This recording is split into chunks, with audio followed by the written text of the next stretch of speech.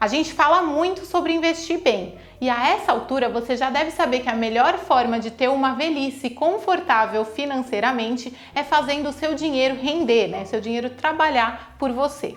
Mas a gente também sabe que o primeiro passo para fazer investimentos não é investir direto, e sim se organizar financeiramente. O meu nome é Paula Zogby e os primeiros passos para você conseguir organizar suas finanças são o tema da Escola de Investidores de hoje. Se você já se perguntou como fazer para sobrar dinheiro para investir no fim do mês, eu já te trago um aviso. Você está fazendo a pergunta errada. O segredo para conseguir acumular patrimônio é investir primeiro e gastar depois, e não o contrário. A regra de bolso que eu te trago hoje para isso é a do 50-30-20. Ela consiste no seguinte: primeiro, você soma tudo o que você recebe todos os meses, já líquido de imposto de renda. Depois, você separa 50% para os seus gastos fixos obrigatórios. O que é isso? É o seu aluguel, o seu condomínio, a sua alimentação, conta de luz, todos aqueles boletos que chegam todos os meses, não importa o que aconteça. Outros 30% vão para os seus gastos variáveis, como o seu lazer, né, um jantar fora ao longo do mês, uma blusinha, né, uma comprinha ou outra, um videogame, enfim, aqueles gastos que você tem, mas que não são obrigatórios. Por fim, 20% de tudo que você recebe deve ser destinado antes, assim que você recebe, a investimentos e prioridades financeiras. Resumindo então, assim que o dinheiro pingar na conta, você já deve separar o que vai ser usado para o seu futuro, né, para os seus investimentos.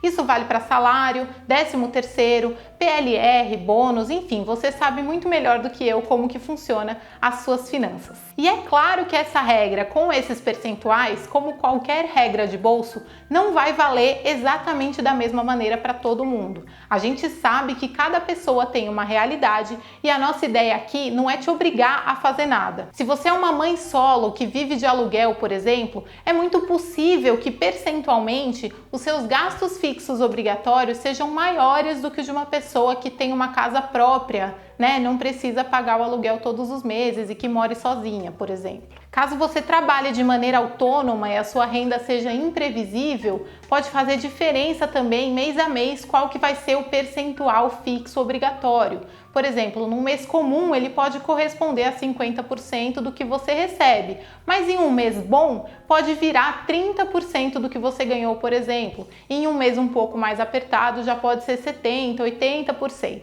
O que eu quero dizer aqui é que mais do que os percentuais, o que a nossa regra de bolso ensina é se pagar primeiro e gastar depois. A mensagem disso daqui é que você deve conhecer muito bem o caminho das suas finanças para conseguir organizar essa entrada de recursos e esses investimentos, independentemente do quanto você for investir todos os meses.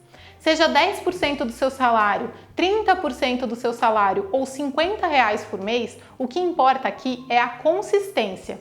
Esse é o segredo para você conseguir multiplicar o seu patrimônio no longo prazo. Mas antes de fechar esse vídeo e ir correndo fazer a sua planilha para conseguir investir primeiro, eu tenho um recado muito importante. Sim, a regra é investir primeiro, mas existe uma exceção muito importante que é se você tiver dívidas acumuladas. Nesse caso, você precisa pagar suas dívidas antes de investir. E eu te explico por quê. Em geral, os juros cobrados pelas suas dívidas são maiores do que os juros, né, a rentabilidade que você recebe pelos seus investimentos.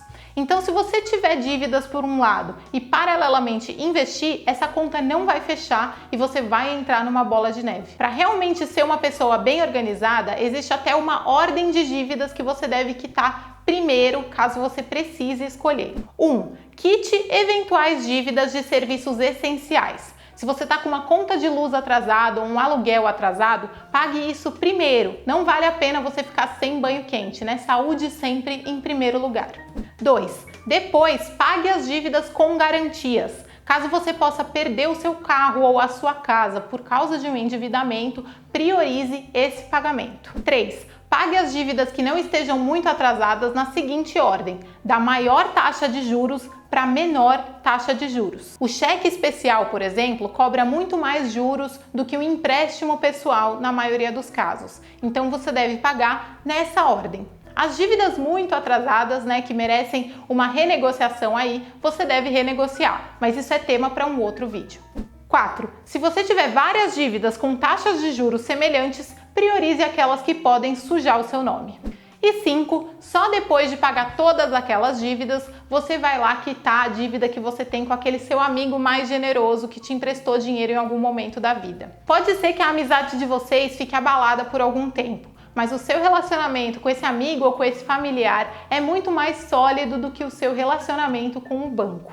Eu espero ter ajudado você a organizar melhor as suas finanças e se você gostou desse vídeo, não esquece de deixar o seu like e de se inscrever no canal da Rico para ter em primeira mão a informação de quando a gente lançar conteúdos novos. Se você ainda tem dúvidas, pode deixar aqui nos comentários, assim como sugestões para os nossos próximos vídeos. Obrigada pela companhia e até a próxima Escola de Investidores.